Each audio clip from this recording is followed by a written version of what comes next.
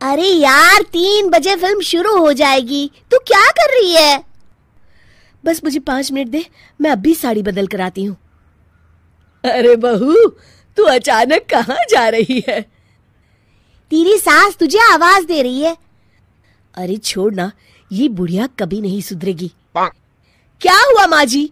मैंने आपको कितनी बार मना किया है कि मुझे जाते हुए टोका मत कीजिए। मैं फिल्म देखने जा रही हूँ। तू अभी चली जाएगी तो मेरे लिए खाना कौन बनाएगा बहू? सुबह से भूखी बैठी हूँ। अरे माँ जी, आप कौन सा घर का काम करती हो जो आपको भूख लगी है? अच्छा, मुझे देर हो रही है, चलना रीटा। अंजलि के जाते ही सीता देवी अपनी किस्मत को कोसते हुए सारा दिन घर में भूखी बैठी रहती हैं। इस तरह अंजलि अपना बहू होने का कर्तव्य कभी नहीं निभाती थी। वहीं दूसरी तरफ अपनी सास के खाते से पैसे निकाल के अपने शौक पूरे करती थी। लेकिन सीता देवी इस उम्मीद पर थी कि एक दिन उसकी बहू सुधर जाएगी। फिर एक दिन सीता देवी की जुड़वा बहन गीता देवी वहां आती है। अपनी बहन को घर के काम करते हुए देख गीता देवी आग बबूला हो जाती है।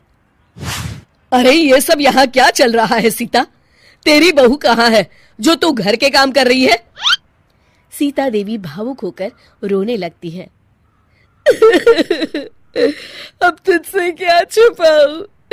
मेरी बहू रत्ती भर भी मेरी इज्जत नहीं करती। मजबूरी में मुझे घर के सारे काम करने पड़ते हैं। वो तो बस सारा दिन अपनी सहेली के साथ सैर सपाटा करने में लगी रहती है। अच्छा, तो उस चिड़िया के पर निकल आए। तू चिंता मत कर, मैं ऐसी कई बिगड़ैल बहुओं को ठीक कर चुकी हूँ। अब मैं इस चुड़ैल से निपटूंगी। तू कुछ दिनों के लिए मेरे घर चली जा, मेरी बहू तेरी अच्छी देखभाल करेगी। फिर दोनों बहनें आपस में साड़ियां बदल लेती हैं और सीता देवी अपनी बहन के घर चली जाती हैं।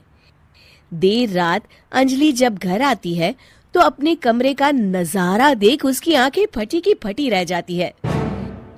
हे राम, मेरे कमरे का एसी कहाँ चला गया? और मेरा 56 इंच का एलईडी टीवी कौन ले गया? अंजलि तैस के साथ अपनी सास के कमरे में जाती है।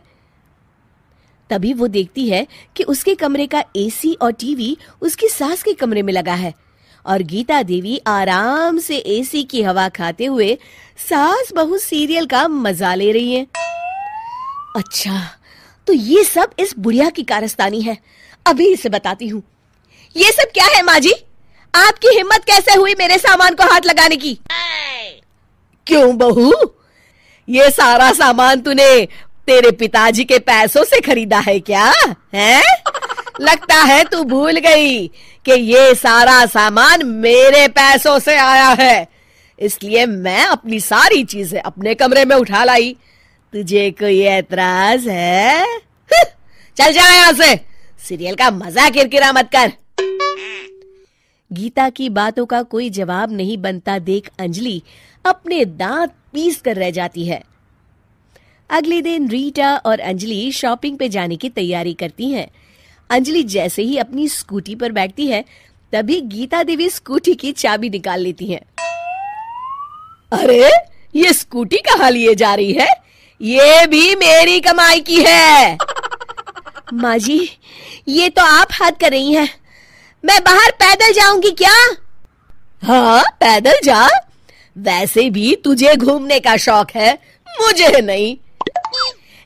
देखिए माँ जी, इस तरह मेरी सहेली के सामने मेरी बेइज्जती करके आप ठीक नहीं कर रही हैं। आप मुझे अच्छी तरह जानती हैं, बाद में आपको पछताना पड़ेगा।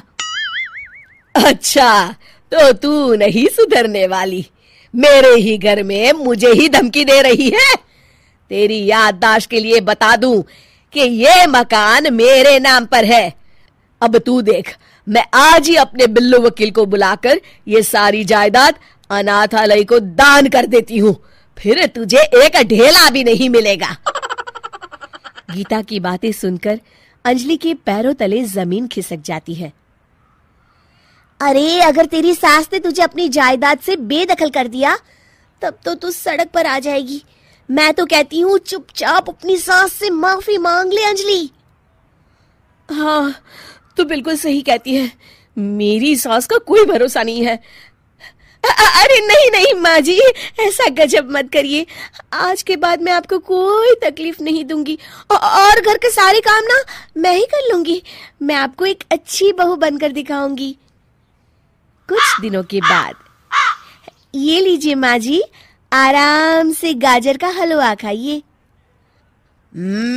खुशबू तो बहुत अच्छी है। हाँ माँ जी, वैसे मैंने सब काम कर लिया है, तो मैं आपके पैर दबा दूं? आप आराम से हलवा खाइए। इस तरह गीता देवी अंजलि को सही रास्ते पर ले आती हैं और सीता देवी वापस अपने घर में आकर रहने लगती हैं।